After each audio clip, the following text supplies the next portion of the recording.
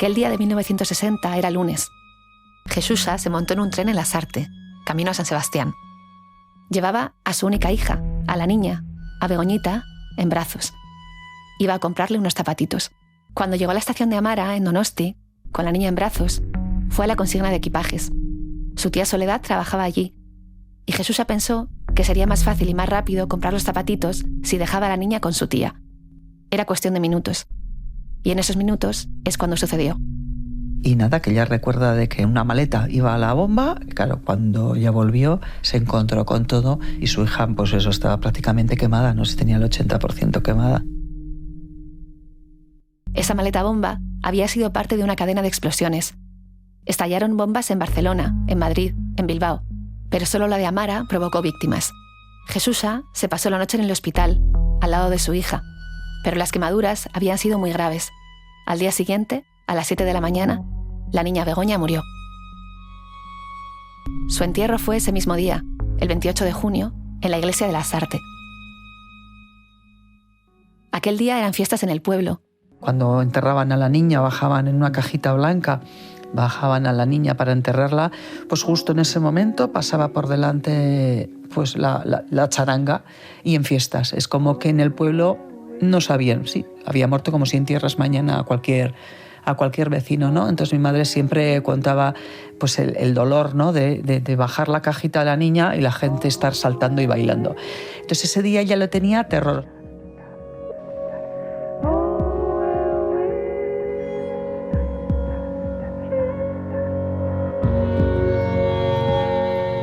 Isabel Cadenas Cañón, buenas noches. Buenas noches, Aymar. Bienvenido a Hora 25. Gracias, qué emoción. Directora y alma de Esto no se habla, que es uno de los podcasts para mí más especiales de los que se producen en España. Es un podcast sobre historias reales marcadas por los silencios. Y estrenas ahora la tercera temporada, titulada Se llamaba como yo. Y habla de Begoña. Háblame de Begoña. Pues Begoña es un nombre y son dos nombres. Begoña es una mujer de Lasarte, de Guipúzcoa, un pueblo que conoces bien, y ella nació en el año 62 y 2 años antes su hermana había muerto víctima de una bomba en una estación de tren, en la estación de Amara, en Donosti. Y sus padres querían tanto tener una hija que su ama iba todos los días a la iglesia a rezar. Y al final tuvieron un hijo, al que llamaron John, y tuvieron una hija, a la que llamaron Begoña. Y esta es su historia, y es una historia que va creciendo hasta ser la historia de todo un país. ¿Quién mató a Begoña? A Begoña Orroz la mató el DRIL. Es un grupo llamado, es poco conocido, Directorio Revolucionario Ibérico de Liberación. Lo que pasa es que a la familia era el año 60, pleno franquismo, nadie le dio una explicación de qué había pasado. En la prensa del franquismo salió algo así como muy genérico de, ¿cómo era? Comunistas y separatistas, pues el terror. Iba a decir terror rojo, pero no, el terror. Y entonces la familia, cuando ETA empezó a matar, pues asumió que eran víctimas de ETA, como hubiera hecho probablemente cualquier familia. Y vivieron pensando que eran víctimas de ETA durante 50 años. No solo ellos, prácticamente un país entero pensó que Begoña era víctima de ETA durante décadas y décadas, hasta hace nada. Hasta hace nada. Todo el pueblo pensaba que eran víctimas de ETA. Todo el pueblo, la mayoría del pueblo. Y mucha gente, o sea, sus vecinas alrededor de ella, yo cuando fui a entrevistar a la gente del pueblo, mucha gente seguía pensando que era ETA y mucha gente ya sabía que no. Pero en esos momentos también lo que cuentan sus vecinos, ¿no? Es como, pues no te reivindicaban unos, entonces pensaba que eran otros, ¿no? Y esto de unos y otros también es interesante porque también es un poco un ensayo sobre lo difícil que es hablar aún hoy de algunos temas. Yo nuestros. Sé que a ti te ha costado mucho la elección de las palabras. Es un tema muy complejo. Muy complejo. Para ti, además, que eres vasca, que sabes el dolor que generan unas palabras, otras las heridas que abren, las heridas cicatrizantes que dejan de cicatrizar por el uso de determinadas palabras. Sí, es como que si uno elige una palabra, automáticamente te van a situar en un lugar. Y yo lo entiendo, porque las palabras sirven también para eso, ¿no? Sirven para definirnos, las palabras están connotadas. En el tema vasco, tú y yo sabemos que a veces yo decía, es que no sé ni si decir Donosti o San Sebastián, porque yo digo las dos. ¿Tú dices siempre Donosti? No, yo de hecho habitualmente digo San Sebastián. ¿Ves? Yo digo Donosti a veces y San Sebastián a veces, y no sé, voy cambiando.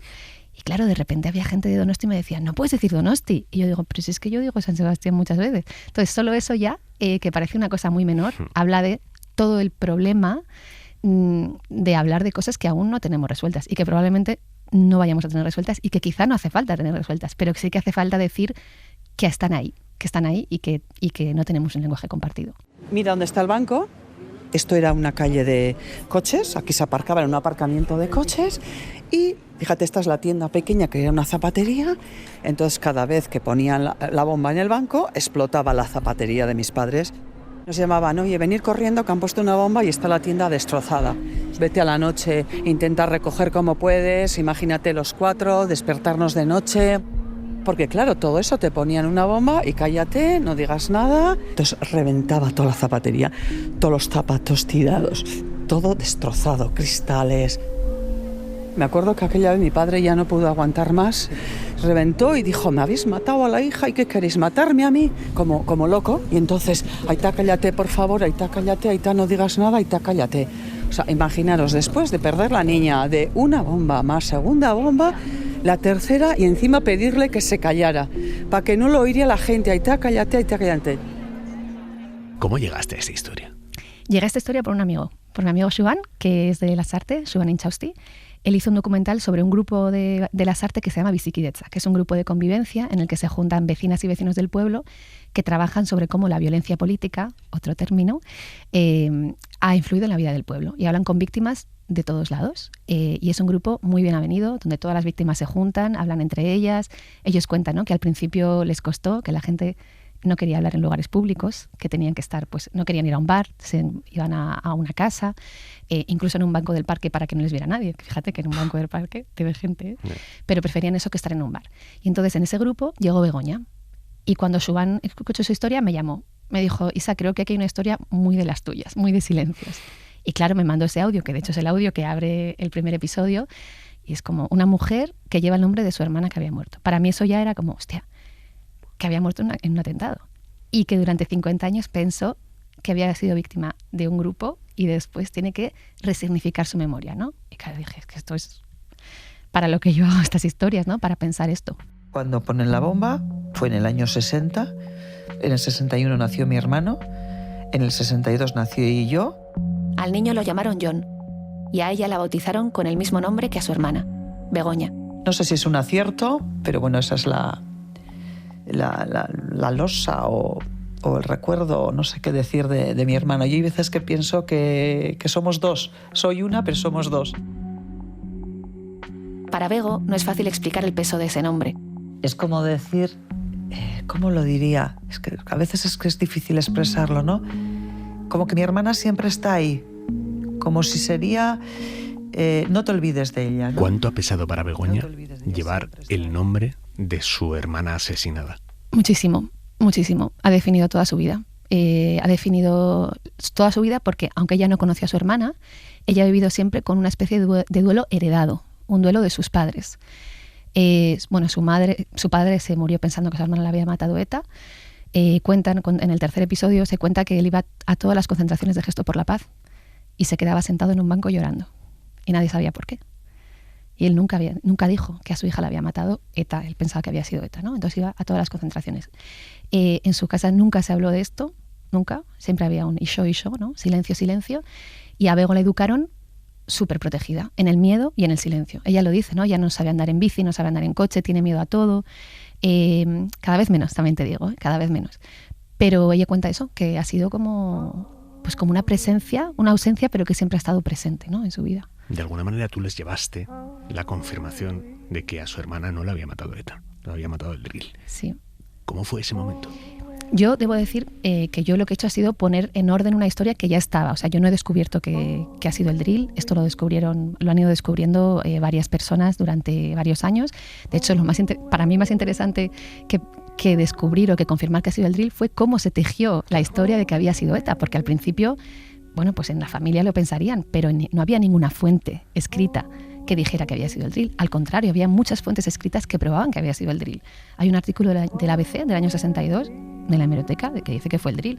El drill lo reivindicó. Entonces, lo interesante es cómo se empezó a tejer esa historia, ¿no? Esa historia alternativa. Historia alternativa, vaya frase.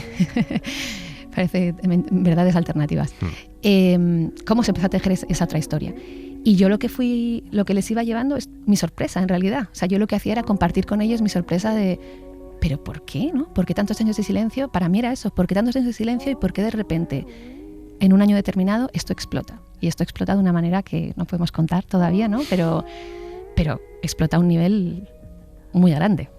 ¿Hubo gente interesada en fijar el relato de que a Begoña la había matado ETA? No lo sé. No lo sé. No lo sé. Hubo todo un contexto que fue un contexto muy determinado por el final de ETA. Por un momento en el que había que fijar un relato, ¿no? El relato es cómo se va a contar la historia después. Y ahí todo el mundo mueve sus fichas, ¿no? Es como cómo queremos que quede esta foto fija que va a quedar. Entonces, no sé si hubo malas intenciones, yo no he podido descubrir eso, pero sí que creo que hubo todo un clima político que propició que solo pudiera ser ETA y que no se comprobaran cosas. Eso sí, que no se comprobaran cosas o que unas verdades o que unas fuentes o que unos medios pesaran más que otros, ¿no? Sí, creo que sí. Una cosa que me asombra de este podcast, de esta temporada de tu podcast, es el tratamiento del dolor, la absoluta sensibilidad con la que tratas el dolor. ¿Tú crees que el audio es un formato que permite esa especificidad, esa pulcritud a la hora de tratar el dolor, quizá por encima del resto de formatos? No sé si por encima del resto de formatos, y yo además me encanta que me preguntes esto porque pienso mucho en eso todo el rato, ¿no? En cómo, por ejemplo, sentir la emoción pero no llegar al drama, ¿no? O no llegar a... Sí, bueno, no sé si alguien se ha fijado alguna vez, pero yo en ninguna de mis historias tengo a casi nadie llorando. Siempre tengo a la gente llegando al punto de la emoción y nunca pongo a nadie llorando. Sin embargo, aquí sí, al final del episodio 2, Begoña llora cuando se acuerda de su aita. Y Begoña quería que pusiera eso, porque dice, es que yo siempre lloro cuando me acuerdo de mi aita, entonces quiero que esto esté aquí, ¿no? Para mí es como lo que a mí no me gustaría que se escuchara de mí, pues trato de no ponerlo. Y creo que llegar al punto máximo de la emoción sin el llanto es como mucho más emocionante y mucho más sugerente que el llanto. No sé si tú piensas esto. Estoy muy de acuerdo. Sí, muy de acuerdo. ¿Qué ha supuesto para Begoña escuchar su historia? Pues... ¿Qué es la historia de su familia? ¿Qué es la historia de su pueblo?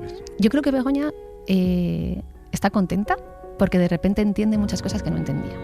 Ella, el otro día vino su hija también a una presentación que hicimos en Gasteiz y la hija me dijo luego, ¿no? Que me dijo Bego luego como que había dicho, majo, hay cosas que no sabía, ¿no? Y que ahora entiendo. Y yo creo que Bego también, sobre todo, ha entendido a su ama, cosas que ella sentía en su cuerpo, que no podía poner palabras y que de repente las ha entendido. Y luego, claro, en la dimensión más política, yo he tenido mucha suerte porque he tenido al lado una persona, Begoña, y también su marido Juan Luis, que querían seguir investigando, ¿no? Porque ellos podían haber dicho, bueno, no, nos quedamos aquí. Sin embargo, ellos me animaban en plan, no, vete a hablar con no sé quién, vete a hablar con no sé cuántos. Entonces también ellos han querido como llegar hasta el fondo de entender qué pasó con la memoria de su hermana. ¿Cuánto más va a durar tu relación con los silencios? Mi relación con los silencios no se va a acabar nunca. Porque yo creo que cada persona que hacemos algo creativo, artístico, estamos marcadas por una grieta. La mía es el silencio, lo que no se cuenta, el duelo, lo que no está. Y eso va a seguir siempre. No sé en qué formas. De esto no se habla. Se llamaba Como yo, de Isabel Cadenas Cañón. Isabel, gracias. Gracias de llamar, Mil esker. Mil esker, agur. Agur.